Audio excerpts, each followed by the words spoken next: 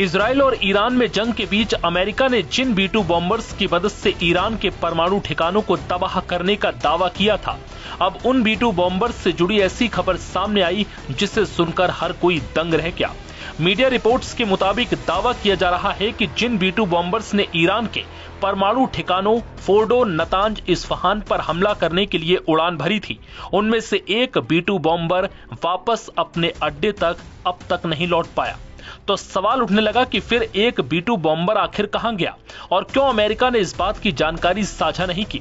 इस विमान को लेकर अमेरिकी रक्षा विभाग ने भी कोई स्पष्ट जानकारी नहीं दी, जबकि 23 जून को पेंटागन ने कहा था कि अमेरिकी B-2 stealth bombers operation midnight hammer के तहत ईरान के परमाणु साइट पर हमला करने के बाद अमेरिकी धरती पर वापस लौट आए हैं।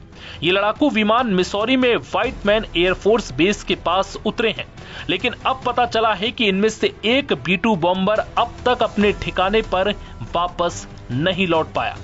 पूर्व पायलट डेविड मार्टिन ने होनोलुलु हवाई अड्डे पर फंसे B-2 बॉम्बर विमान का एक छोटा क्लिप पोस्ट किया है।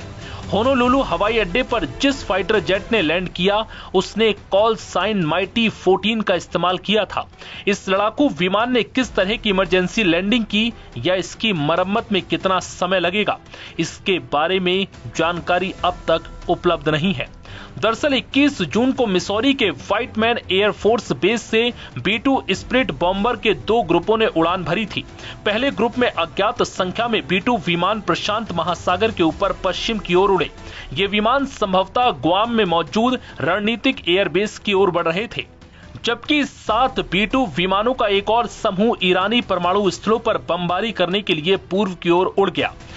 7 B-2 विमानों के दूसरे समूह ने ईरानी परमाणु स्थलों फोर्डो और नतांज पर सफलतापूर्वक बमबारी की। इन विमानों ने 14 GBU 57 MOP bunker buster bomb यहां गिराई। इन हमलों में दोनों ही प्लांट तहस नहस हो गए। इसके बाद 37 घंटे बाद बिना रुके उड़ान भरने के बाद ये विमान अपने मूल बेस पर लौट आए। यूरेशियन टाइम्स के अनुसार हालांकि B-2 विमानों के पहले समूह के बारे में अब तक बहुत अधिक जानकारी उपलब्ध नहीं है।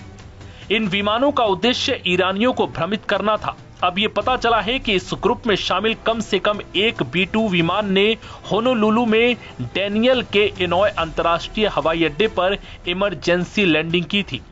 इनॉय एयरपोर्ट हवाई में हिकिम एयरफोर्स बेस के पास स्थित है। ये स्टील्थ बॉम्बर यहां आज भी कई दिनों से फंसा हुआ है। बता दें कि जब अमेरिका ने ईरान के परमाणु केंद्रों पर हमला किया था तो कई ईरानी सोशल मीडिया हैंडल्स ने दावा किया था कि ईरान ने अमेरिका के एक प्लेन को गिरा दिया है। हालांकि ट्रंप और अमेरिकी वायुसेना ने इस दावे को खारिज किया था। फ्लाइट ट्रैकिंग डेटा से पता चला है कि B-2 स्प्लिट बम वर्षकों की कम से कम 2 अलग अलग उड़ानें कॉल साइन माइटी 11 और माइटी 21 का उपयोग करते हुए मिसौरी में व्हाइटमैन एयरफोर्स बेस से रवाना हुई। इन विमानों के साथ हवाई ईंधन भरने वाले टैंकर भी शामिल थे। अगली सुबह खबर आई कि अमेरिका ने B-2 स्प्लिट का इस्तेमाल करके ईरानी परमाणु स्थलों पर बमबारी की। लोगों को पता चला कि B-2 विमानों का पहला समूह प्रशांत महासागर के ऊपर पश्चिम की ओर उड़ा, तो दूसरा समूह अटलांटिक महासागर के ऊपर पूर्व की ओर उड़ा था। B-2 का ये पहला समूह अमेरिका की चाल थी जो दुश्मन को भ्रमित करने के लिए अपनाई गई थी। अब खबर आई कि प्रशांत महासागर की ओर उड़े विमानों में से एक अब तक हवाई अड्डे पर नहीं पहुंच पाया।